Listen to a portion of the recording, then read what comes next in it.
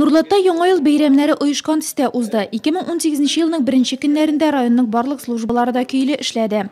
Совместно с сотрудниками межрайонного отдела надзорной деятельности УНД были организованы профилактические осмотры всех объектов, задействованных перед проведением праздничных мероприятий. Надо отметить и поблагодарить всех действительно за период новогодних каникул, слаженный механизм всего актива района сработал. Бәйрәм көннәрендә юлларны кардан арындыру һәм норматив хәлгә китерү, җыелган массаны полигонга чыгару буенча да күләмле эш башкарылган.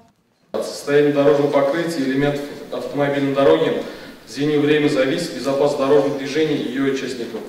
В связи с этим с начала года по зимнему содержанию и по сегодняшний день выполнены следующие виды работ. Очистка проезжей и обочин, распределение ПСС, количество 3000 тонн и чистой соли 22 тонны, очистка тротуаров, очистка металлического барьерного ограждения 10 500 метров, очистка автопавильонов и уборка мусора, уборка снежных полов 172 километра.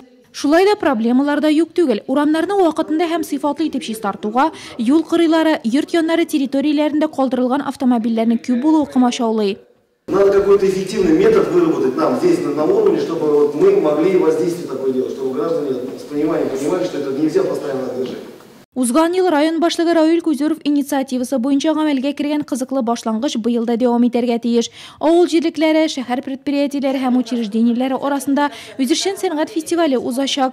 Ул этаплап тормышка ашырылачак. Сайлап алу туры апрель башында. Фестивальдә катнашу өчен заявкалар 10 мартка кадәр кабул ителә.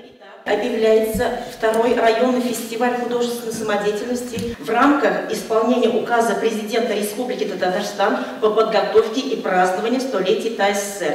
Определены цели и задачи районного фестиваля. Надо показать, что мы умеем в творчестве, поэтому в творчестве много что умеем.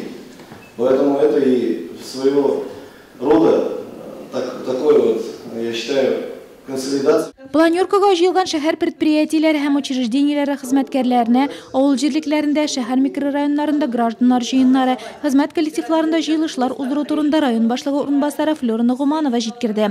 Шунда ук быелның 18 мартында узачак Россия Федерациясе президенты сайлауларына хәзерлекнең барышы турында да мәгълүмат тыңланды. Җыелыш азагында котлаулар да булды.